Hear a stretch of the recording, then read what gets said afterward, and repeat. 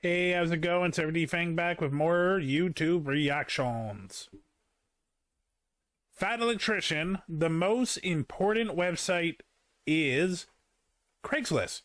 Yeah, I'm shocked too, but a rabbit hole that I never even expected. Enjoy.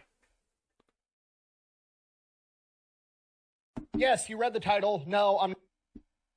Okay, we're back with more Fat Electrician, the most important website ever, Craigslist.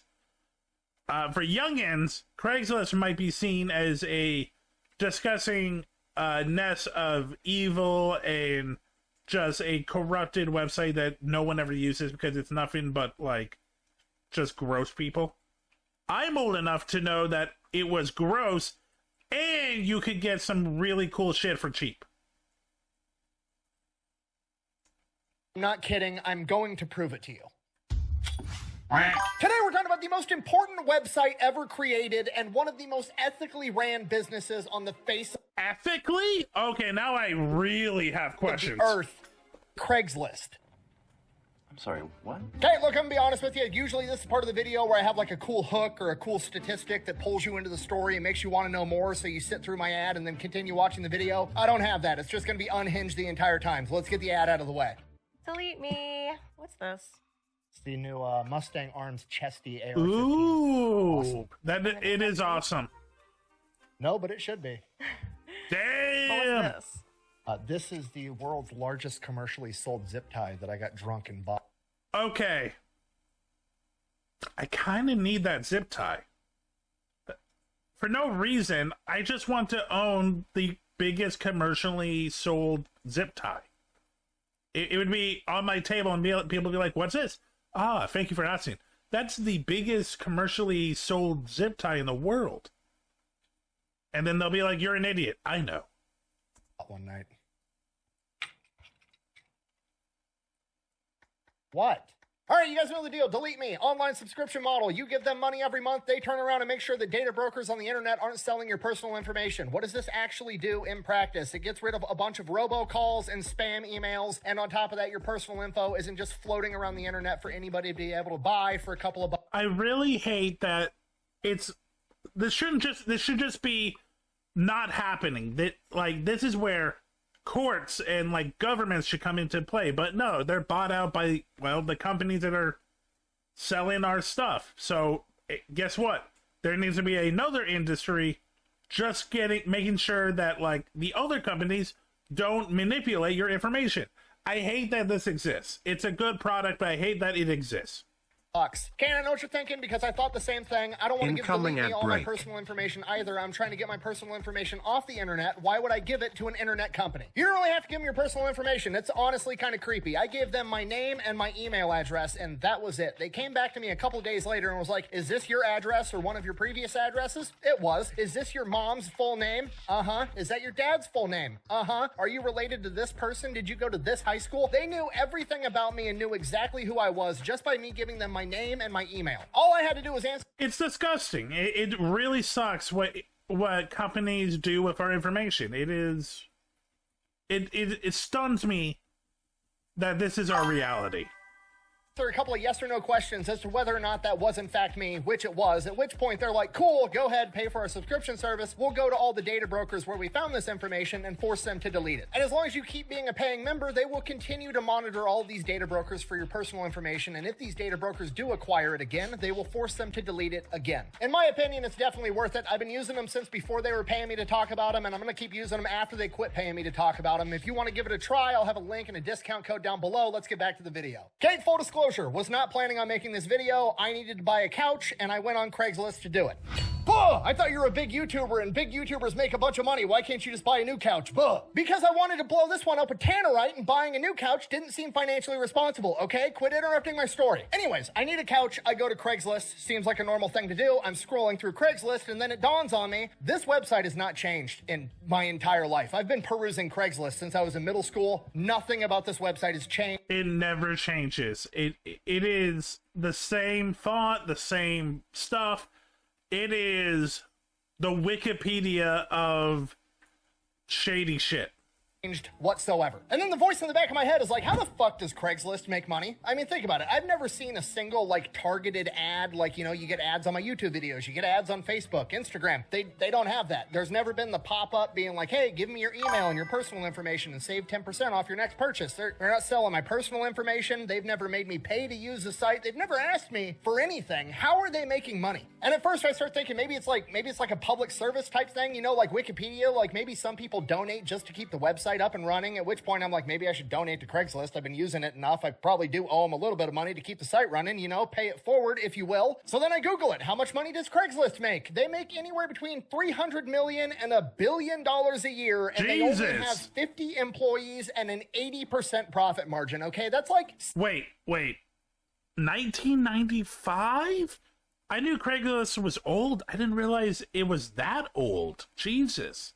And they only have 50 employees and an 80% profit margin, okay? That's like $16 million generated per employee of profit. At this point, I'm like, oh, they're fucking up to something sinister. I'm gonna figure out what it is. So I start looking into it, and boy, was I wrong, because it became very apparent to me very quickly that if Craig Newmark, like Craigslist, Craig, and the CEO, Jim Buckmaster, wanted to be evil tech overlord trillionaires, I mean, they have the outfits. I'm not going to lie. That is some evil tech outfits.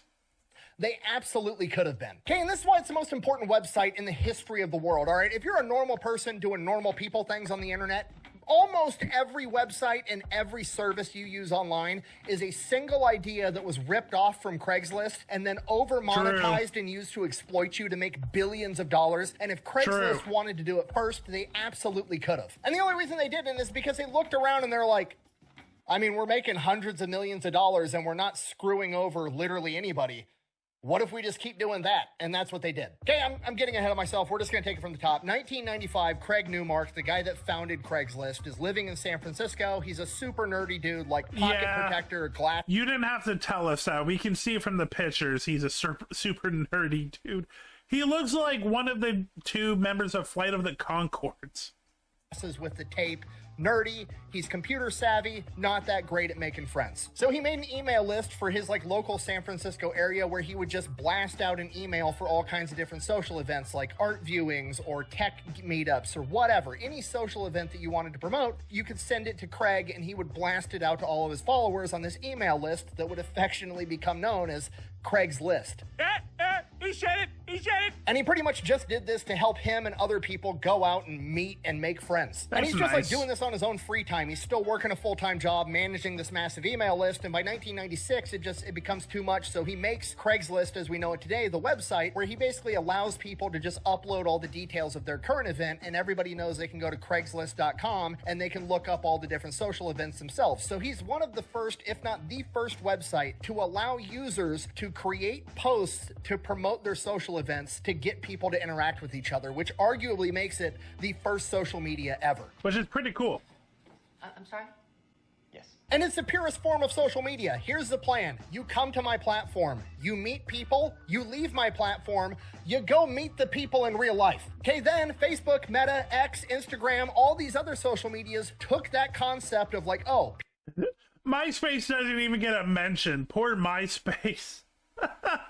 People are interacting, people are talking online, but then if they leave the platform, I can't make hundreds of billions of dollars and become an evil tech overlord. How can we make more money off of this? Oh, I know. Yeah, fuck you, Zuckerberg. Fuck you, Zuckerberg. Convince them to never, ever leave the platform. We're going to get them to come on our platform and just spend hours a day staring at a screen, looking at what other people are fucking doing, and have no desire to actually go out and do shit themselves. That way we can sell hyper-targeted ads and make hundreds of billions of dollars. Straight down the middle. No hook, no spin, no fuss. Anything more, and this becomes figure skating. Okay, I wasn't exaggerating when I said it earlier. Every website that you use on the internet is an idea that was ripped off from Craigslist and then used to exploit you to make a ton of money. So, 1996, Craigslist is up. It's pretty much being used to promote social events, and then people start uploading other things on there, like job openings or resumes, and they're like helping people find employment, and Craig is like, oh, Well, that seems like a good thing, but also he's getting so much traffic that he can't afford to keep this website running much longer because he has to operate all these servers because he's getting all these hits on his website. So he has to figure out a way to make at least a little bit of money. So what he does is whenever you want to post a job opening, he's going to charge you anywhere from $5 to $75 to post your job listing on his website. If you're a multi-million-dollar company looking for, a hedge fund investor or a doctor, he's going to charge you $75. If you're a small home-owned business, if you're like the local hardware store, he's going to charge you $5 to help you find a new cashier. It's like the most straightforward, honest way to go about business on the internet imaginable. And then you get companies like Indeed and Glassdoor that took that idea and made it way fucking worse. Craig's plan, give me Glassdoor I don't use. Indeed is a fucking mess. There's a saying in like the job market in the Lower Mainland.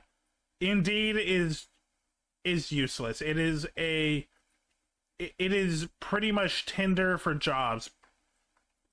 It is so just swipe left and it's all automated. It's just, I spent way too much time on Indeed and got maybe 1 or 2 hits off of Indeed. It's fucking stupid. $5, I'll post your job listing. If people are interested, they'll get a hold of you. You can interview them. If you hire them, great. Companies like Indeed and Glassdoor, okay, we're going to take Craigslist's idea. We're going to charge way more than $5 to post a job listing. It's actually going to be bidding, so whichever job just is willing to pay the most, they're going to be listed at the top. Or we'll have it so the employer has to pay per click. But we're also just going to amass and collect millions. That's why never use recommendations. The recommendations is bullshit. It's whatever pays them. Go by date. Always go by date.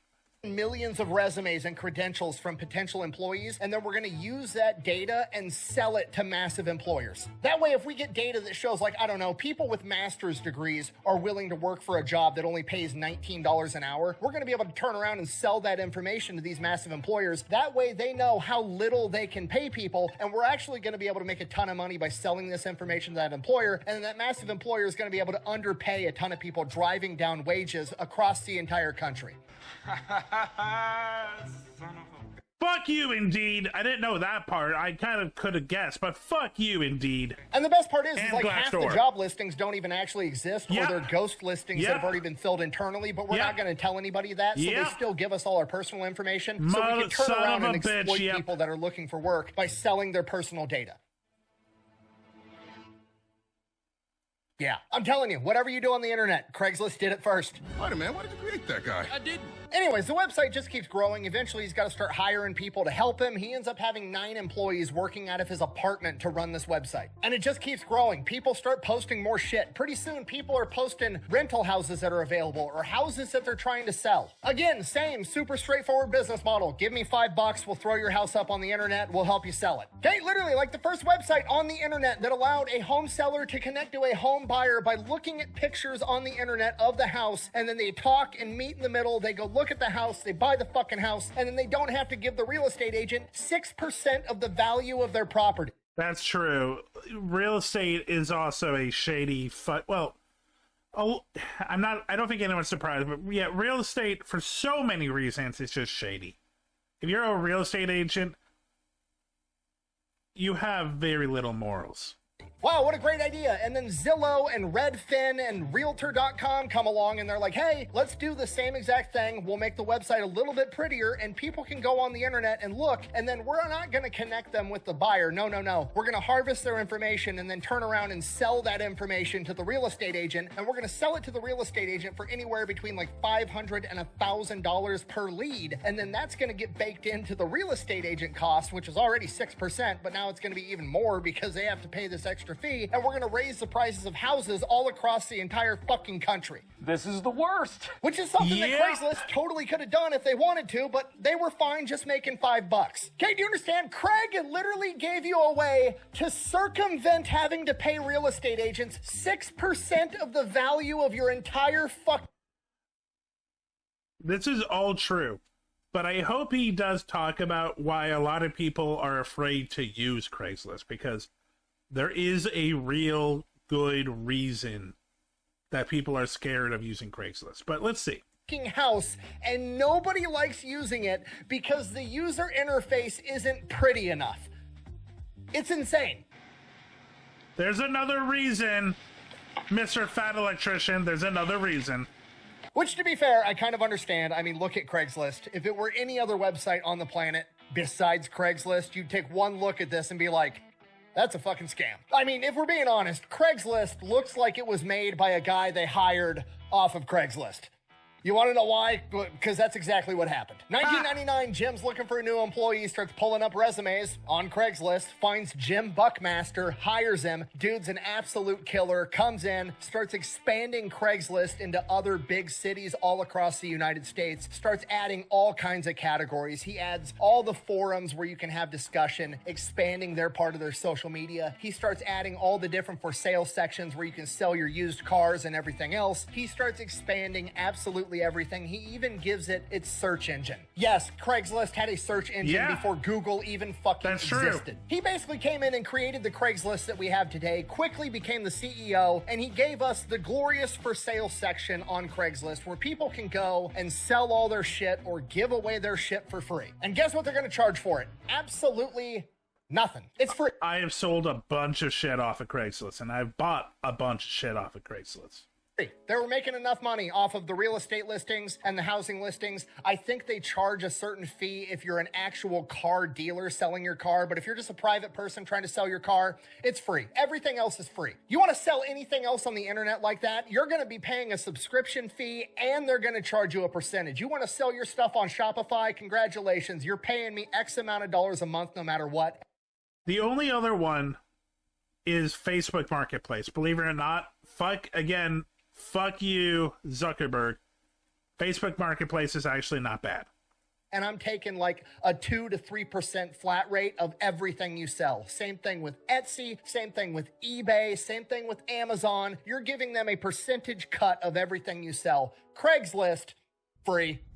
Buh! Facebook Marketplace is free too, and it does the same thing. Buh! Is it free, or does it come at the cost of having to give Mark Zuckerberg all your personal... Yes, you're not wrong. Yes, Zuckerberg is a problem. Information so he can turn around and sell it, and now he knows that you drive a 1997 clapped out Toyota Camry, and he's gonna hyper target you with ads 24/7. Not to mention you can go to Craigslist anonymously. There's no tracking, you don't have an account, there's no profile. You can just literally get the dude's email or phone number and which is a problem, Mr. Electrician. Call him and be like, hey, are you selling that Toyota Camry? I'd like to come see it. Great. You go there, you give him cash, you take the Camry, you fuck off, and you have a great day.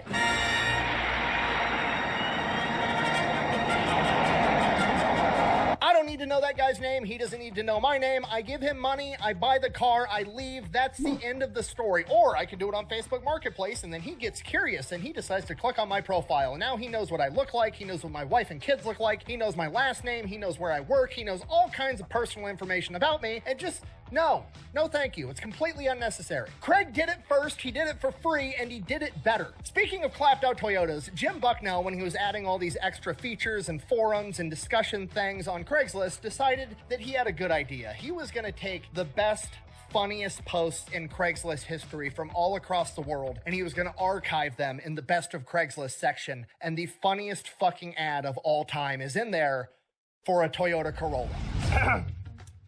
The listing name is 1999 Toyota Corolla. Fine as fuck. You want a car that gets the job done? You want a car that's hassle-free? You want a car that literally no one will ever compliment you on? Well, look no further. The 1999 Toyota Corolla. Let's talk about the features. Bluetooth? Nope. Sunroof? Nope. Fancy wheels? Nope. Rear view camera?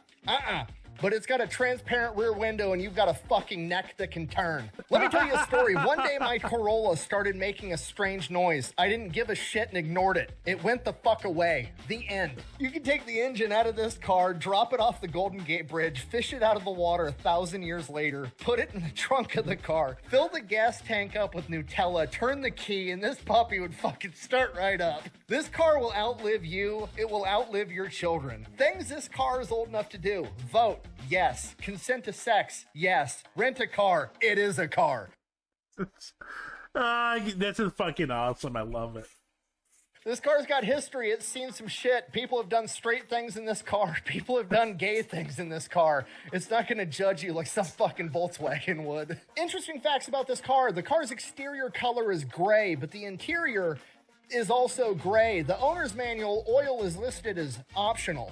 When this car was unveiled at the 1998 Detroit Auto Show, it caused all 2,000 attendees to spontaneously yawn. The resulting abrupt change of air pressure inside the building caused a partial collapse of the roof. 4 people died. The event was chronicled in the documentary Bored to Death, the story of the 1999 Toyota Corolla. You want to know more about this car? Great. I had my car fill out a Facebook survey. Favorite food, spaghetti. Favorite TV show, Alf. Favorite band, a tie between Bush and the Gin Blossoms. This car is as practical as a Roth IRA. It's as middle of the road as your grandpa during his last silver alert. It's as utilitarian as a member of a church whose scripture is based entirely on water bills. I don't even know what the fuck that means. This guy was having the best day. He wanted to sell his car and he wanted to have fun. I ran the Carfax on this car. I got a single sheet of paper back that said it's a Corolla. It's fine.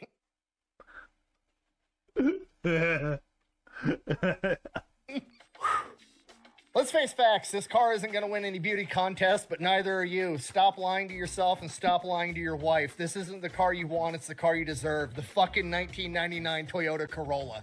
I need to do a whole video of just the funniest Craigslist ads. Hell yes. Okay, I'm sorry, I'm getting horribly sidetracked. Anyways, early 2000s, Craigslist is absolutely crushing it. People want them to IPO. They want them in the stock market. People want to invest, but Craig is like, nah, I'm good. It's fine. I'm just going to keep owning it. This is working. I'm making a ton of money. I don't need to open it up to like investors because then I'm going to be, bound to make the investors more money. And then they're going to want me to turn around and start. Yeah, investors, I'm starting to realize, only exist to fuck over regular people. Charging everybody to post things on Craigslist, and it ruins the entire spirit of why I started this business. No, I make enough money. I don't need to be an evil tech billionaire. Just no. He literally gets told by investment bankers and venture capital people that if he would just IPO and allow outside investors to come in, he could make $11 billion. And he's like, don't care. In his own words, and I quote, "It didn't bother me because my moral compass was set in Sunday school." Damn. At which point, all of the venture capitalists and all of these people came out of the woodwork and they're like, wow, Craig is a great guy. We're going to leave him alone forever. No, I'm just kidding.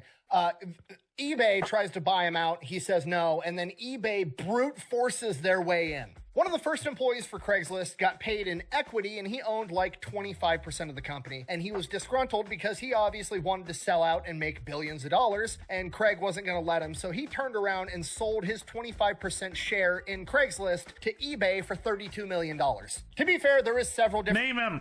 Name this disgusting sellout. Accounts. That's one account. The other account is that both Jim and Craig and this disgruntled employee all banded together and sold eBay 28.4% of the company for $32 million.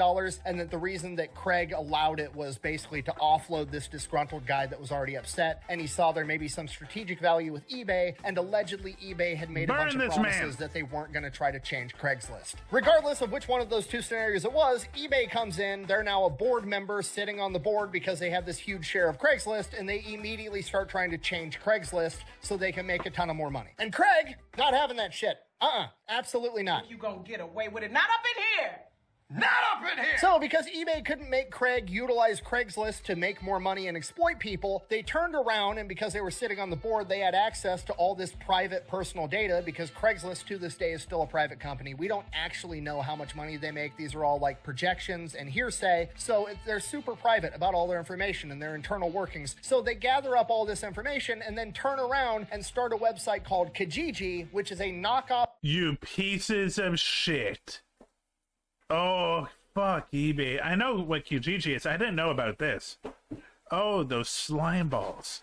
off of Craigslist that now dominates Canada. Obviously, Craig's pretty pissed off about this, and he needs to get them off the board so they don't have access to this information, so he ends up diluting their shares below 25%. That way they no longer have their board seat and they can't have this information anymore. Problem solved. eBay turns around and sues him because of it. He turns around and sues eBay for giving away his personal information and creating competitors, and it turns into this enormous legal battle that ultimately resolves with Craig buying back all the equity from eBay. And that's it. The rest is history. Craigslist to this day is still the exact same thing that it was back in the early 2000s. It's identical. Craigslist still looks like it was designed by a guy they hired off of Craigslist because it was. There's no algorithms that select the best post and rank them higher. There's no way to pay money to get your post ranked higher. It's just, we're gonna post it chronologically, and however you posted it, that's the order it's going up on the website. We haven't hired psychologists and business majors to figure out and construct a way to keep you on the platform as long as possible, to try to force you to digest as many ads as possible for us to make more money. No, you go to Craigslist, you get the information you want, you leave Craigslist, you go meet a stranger, you buy a couch for $40, and you blow it the fuck up with Tannerite, because this is America. Craigslist is literally the predecessor for social media, finding houses online, buying used cars online, online forums, literally everything you use the internet for. Craigslist came up with and pioneered that shit and offers almost all of it to you to this day for free. For Free. sounds good to me. Craig could have literally been an evil tech trillionaire. He could have been the guy running Zillow, Realtor.com, Redfin. He could have ran Indeed, Glassdoor, Facebook, Instagram, X. All that money all these companies have made, that could have been him, but he would have had to fuck you over to do it, and he wasn't willing to do it, and he just decided, you know what? Hundreds of millions of dollars is enough. I'm gonna be a good person. And that is why Craigslist is the best and arguably the most important website of all time. Thank you for watching. Best way to support the channel is go buy some merch, maybe drink some Echelon. All that's available over at thefatelectrician.com. Quack bang out. I'm torn. I am torn. I respect Craigslist a lot more. I really do. I think they had a great vision, and I think there's still good usage for Craigslist, but let me drop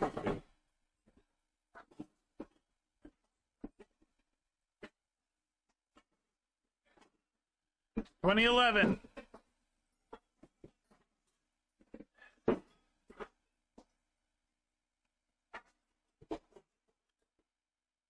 Philip Markov was an American medical student who was charged with the armed robbery and murder of Julissa Brisman in a Boston hotel on April 14, 2009, and two other armed robberies. Markov maintained his innocence of all charges and pleaded not guilty of his arrangement. Grand jury indicted Markov of first-degree murder, armed robbery, and other charges. August 15, 2015, Murray committed suicide in Boston's Nasha Street jail, where he was awaiting trial. Markov was one of several criminals described by media outlets as the Craigslist killer, because the killer met his victims through ads placed on the internet site Craigslist. Two of Markov's victims were offering erotic services on Craigslist. I'm old enough to remember this in the news. I remember how terrified people were. I remember that it wasn't just him. Like they said, there was a bunch of people committing crimes, including, murder. There was a lot of murders using Craigslist because there was way too much anonymity.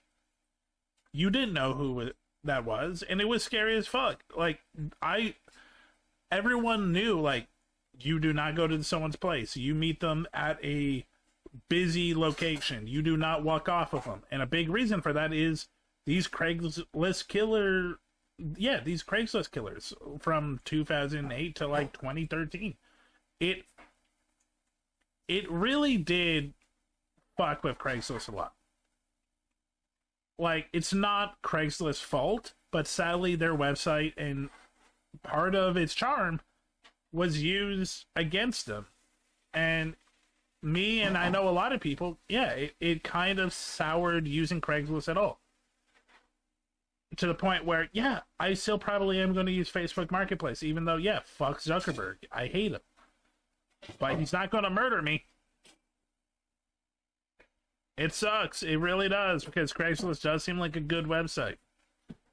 I mean, they seem like, the people in charge of Craigslist seem like good people. But sadly, yeah, it's just too easy to meet a murderer. Sorry. Thanks for checking out this video. Check me out on Twitch, SilverDFanng, 2 N's in Fang. Check me out on Twitter and Blue Sky under the same name. Also TikTok. Have a great night.